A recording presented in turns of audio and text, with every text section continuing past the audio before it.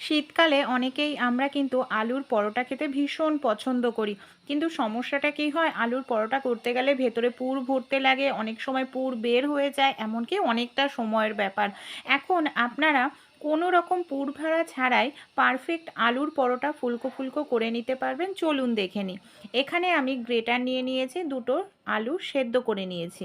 সেদ্ধ করা আলুটাকে কি করব, গ্রেটারের সাহায্যে ধীরে ধীরে গ্রেট করব। ধীরে ধীরে গ্রেট করলে কি হবে, আলুর মধ্যে বড় কোনো টুকরো বা দলা থাকবে না। এইভাবে আমাদের খুব সুন্দর করে সবার প্রথমে গ্রেট করে নিতে হবে। আর এইভাবে যদি আপনারা আলুর পরোটা করেন না, 5 মিনিটের মধ্যেই কিন্তু করে নিতে পারবেন। সেই সঙ্গে খেতেও কিন্তু দুর্দান্ত লাগে। দেখুন আমি খুব সুন্দরভাবে গ্রেট করে নিয়েছি, বড় কোনো টুকরো কিন্তু এর মধ্যে নেই। এর মধ্যে কিছু জিনিস আমরা দিয়ে দেব। এখানে আমি কিছুটা পরিমাণ কাঁচা লঙ্কা কুচি নিয়ে নিচ্ছি, পরিমাণ মতো দিয়ে দেব নুন। এরপর এখানে আমি দিয়ে দিচ্ছি হাফ কাপ পরিমাণ আটা। এখানে আমি আটার ব্যবহার করছি, আপনারা চাইলে এখানে ময়দার ব্যবহার করতে পারেন। আটাটা যেহেতু স্বাস্থ্যকর খাবার ময়দার তুলনায়, তাই আটাটাই দিয়ে করব। ভালোভাবে মিশিয়ে নেওয়ার পর সামান্য পরিমাণ অল্প অল্প করে জল দিতে হবে আর ভালোভাবে মেশাতে হবে। একসঙ্গে অনেকটা পরিমাণ কিন্তু জল এখানে দেওয়া যাবে না, তাই অল্প অল্প করে জল দিয়েই আমাদের ব্যাটারটা তৈরি করতে হবে। ব্যাটারটা খুব ঘনও না, আবার খুব কিন্তু পাতলাও না। ভালোভাবে এখানে আমি মিশিয়ে নিলাম ব্যাটারটাকে। এই দেখুন, এর মধ্যে আরও কিছু জিনিস আমরা দিয়ে দেব, তাহলেই কিন্তু অসাধারণ হবে এর টেস্ট। এর মধ্যে কিছুটা পরিমাণ ধনেপাতা কুচি দিয়ে দিচ্ছি। সেই সঙ্গে আমি এখানে দিয়ে দেব কিছুটা পরিমাণ হলুদ, কিছুটা পরিমাণ জিরের গুঁড়ো। আপনারা এখানে যদি আরও অন্য মশলা অ্যাড করতে চান করতে পারেন। সব উপকরণ দিয়ে আবারও খুব ভালো করে আমাদের ব্যাটারটাকে মিশিয়ে নিতে হবে। ব্যাটারটা যেহেতু এখনও কিন্তু প্রচুর ঘন রয়েছে, এত ঘন অবস্থায় করলে পরোটাগুলো ভালো হবে না, তাই আরও সামান্য পরিমাণ একটু জল আমি দিয়ে দিলাম। আর আরেকটু জল দিয়ে এইভাবে আমি পাতলা করে নিলাম। এই দেখুন, ব্যাটারটা ঠিক এরকম করতে হবে। ব্যাটারের মধ্যে আরও একটি জিনিস দেব, তাহলে পরোটাগুলো বাইরে খুব মুচমুচে হবে, খেতে ভালো লাগবে। সুজি, এখানে আমি মোটা দানার সুজি নিয়ে নিচ্ছি। 1.5 চামচ পরিমাণ মতো সুজি দিলে কি হবে, বাইরেটা মুচমুচে হবে, ভেতরটা সফট হবে, খেতে ভালো হবে আর পরোটাগুলো ফাটবে না। সুজিটা দেওয়ার পরও খুব ভালো করে আমি এইভাবে মিশিয়ে নিচ্ছি। এই দেখুন, ব্যাটারটা খুব ঘনও না খুব পাতলাও না। এটাকে সঙ্গে সঙ্গে করা যাবে না, 1 থেকে 2 মিনিটের জন্য একটু আপনারা রেস্টে রেখে দিন, তাহলে সুজিটা একটু ফুলবে। সেই সময়টাতে এখানে আমি কড়াইতে সামান্য পরিমাণ সরিষার তেল, তেলে কিছুটা পরিমাণ কালো জিরে, রসুন কুচি দিয়ে দিলাম। এর মধ্যে কিছুটা পেঁয়াজ কুচি দিয়ে দিচ্ছি। ভালো করে একটু নাড়াচাড়া করব।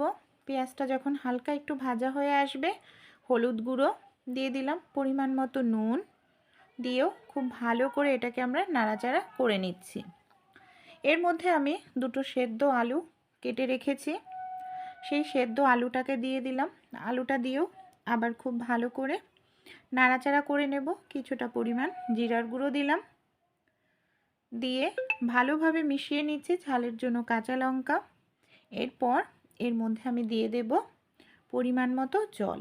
জলের পরিমাণ খুব একটা বেশি দিতে লাগবে না, কারণ আলুটা আগে থেকেই সেদ্ধ করা। এটাকে হাই ফ্লেমে 1 থেকে 2 মিনিট মতো একটু ফুটিয়ে নেব। খুব ভালো করে ফুটিয়ে নিয়েছি। দেখুন ঝোলটাও আমাদের ঘন হয়ে এসছে। ওপর থেকে ধনেপাতা ছড়িয়ে দিচ্ছি। আমাদের এই ধরনের শুকনো আলুর দম রেডি হয়ে গেল। খুব ঝটপট 1 থেকে 2 মিনিটের মধ্যেই রেডি হয়ে যায়। এবার এটাকে একটি পাত্রের মধ্যে আমি তুলে নেব। আবারও আমি কড়াই বসিয়ে দিয়েছি। কড়াইতে 1 থেকে 2 ফোঁটা তেল দিয়ে তুলো বা কাপড় দিয়ে ভালো করে তেলটাকে আমাদের কড়াইয়ের পুরো জায়গায় মুছে নিতে হবে। তেলটাকে রাখা যাবে না।